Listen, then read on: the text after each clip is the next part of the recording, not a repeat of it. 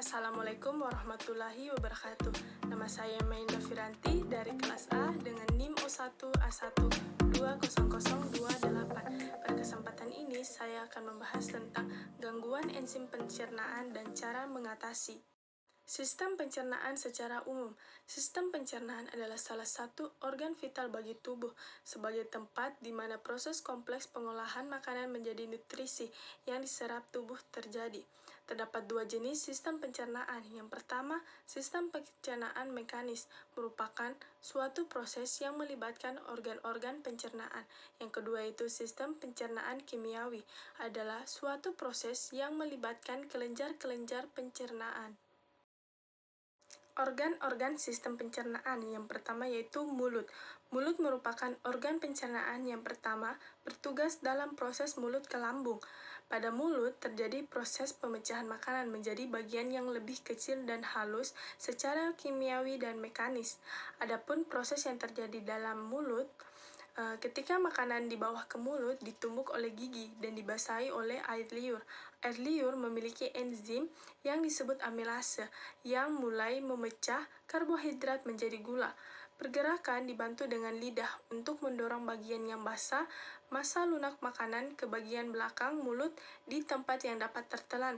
Sebuah lipatan kulit yang disebut epiglotis menutup selama tenggorokan atau trakea untuk memastikan makanan yang diarahkan ke kerongkongan lubang yang mengarah ke perut.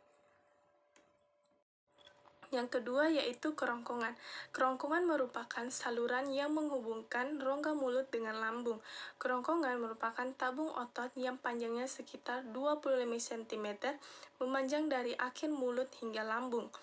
Dari mulut, makanan menuju esofagus yang dindingnya dilapisi epitelium berlapis pipi.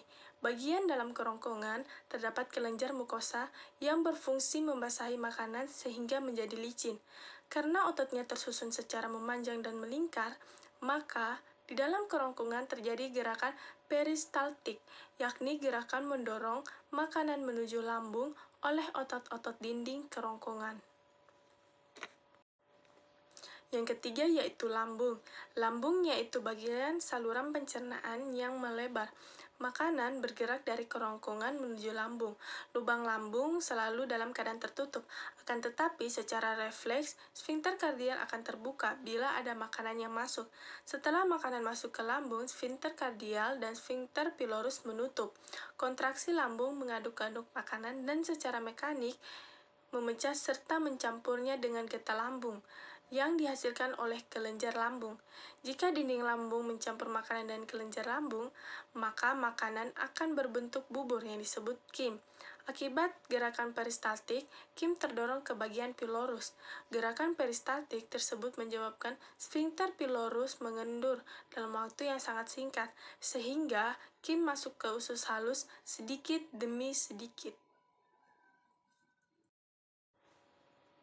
Yang keempat yaitu usus halus. Usus halus adalah tabung panjang berliku yang terletak di antara lambung dan usus besar. Pada orang dewasa, usus halus memiliki panjang hampir 6 meter. Alasan usus ini disebut sebagai usus kecil adalah karena diameternya lebih kecil dari usus besar atau kolon, yaitu kira-kira 2,5 cm. Usus halus terdiri dari 3 bagian, yaitu yang pertama, usus 12 jari atau duodenum, merupakan muara dua saluran yaitu saluran empedu dan saluran pankreas. Suasana asam merangsang dinding usus 12 jari untuk mengeluarkan hormon sekretin dan kolositokinin.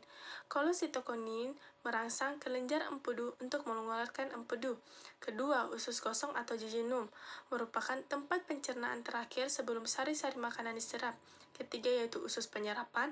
Ileum mempunyai fili dan mikrofili yang berfungsi memperluas permukaan usus sehingga proses penyerapan makanan lebih sempurna. Yang kelima yaitu usus besar. Usus besar merupakan tempat bermuara usus halus. Usus besar dilapisi oleh membran mukosa tanpa lipatan kecuali pada bagian rektum. Dalam sistem pencernaan, posisi kolon mula-mula naik yaitu dimulai dari usus buntu, kemudian mendatar dan turun kembali sampai poros usus. Fases yang terbentuk akan terdorong ke rektum secara peristatik dan dikeluarkan lewat anus. Pengeluaran fases lewat anus disebut proses defekasi. Proses defekasi atau buang air besar terjadi sebagai berikut.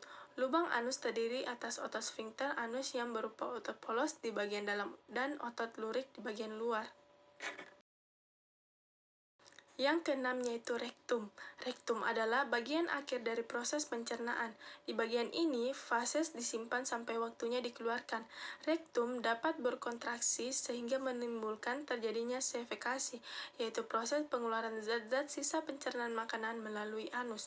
Yang ketujuh yaitu anus. Anus merupakan lubang tempat keluarnya kotoran atau fases. Setelah sebelumnya ditampung di dalam rektum, anus terdiri atas dua lapis, otot, yaitu otot polos dan otot lurik. Enzim yang terlibat di setiap organ pencernaan beserta fungsinya. Yang pertama yaitu mulut, terdapat enzim amilase yang berfungsi memecah amilum menjadi maltosa. Kedua yaitu lambung, terdapat enzim HCl atau asam lambung yang berfungsi mengaktifkan enzim dan membunuh kuman. Kedua yaitu enzim pepsin yang berfungsi memecah protein menjadi pepton. Yang ketiga yaitu enzim renin yang berfungsi mengubah protein susu menjadi kasein. Yang keempat yaitu enzim lipase gastrik yang berfungsi memecah lemak menjadi asam lemak dan gliserol. Yang ketiga yaitu usus halus. Terdapat enzim erepsin yang berfungsi memecah ikatan protein menjadi asam amino. Dan yang kedua itu enzim enterokinase yang berfungsi mengaktifkan tripsinogen menjadi tripsin. Yang ketiga yaitu enzim lipase yang berfungsi memecah lemak menjadi asam lemak dan gliserol. Penyakit yang terkait enzim pencernaan. Penyakit pencernaan adalah semua penyakit yang terjadi pada saluran pencernaan. Penyakit ini merupakan golongan besar dari penyakit pada organ esofagus, lambung, duodenum bagian pertama, kedua, ketiga, jejunum, ileum, kolon sigmoid, dan rektum. Adapun penyakit yang terkait enzim pencernaan, salah satunya itu konstipasi atau sembelit.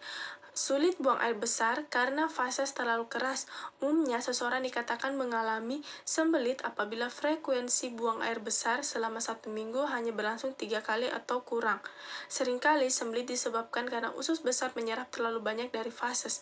Faktor umur penyebab sembelit antara lain, yang pertama, kurangnya kesadaran serat pada bahan makanan yang dikonsumsi. Kedua, pola sedentari atau banyak duduk. Ketiga itu penggunaan laksatif secara berlebihan. Obat dan cara kerja obat untuk mengatasi penyakit sembelit. Salah satu obatnya yaitu Microlax Gel, merupakan obat pencahar untuk sulit buang air besar atau sembelit dalam bentuk gel. Obat ini bekerja dengan menurunkan tegangan permukaan fases dan menyerap air ke dalam usus besar. Cara pemakaian, tekan tube sedikit agar sebagian isi obat keluar. Oleskan pada bagian luar dari pipa. Baik, itu saja yang dapat saya jelaskan tentang gangguan enzim pencernaan dan cara mengatasinya. Lebih dan kurangnya mohon dimaafkan. Wabillahi taufiq wa hidayah. Wassalamualaikum warahmatullahi wabarakatuh.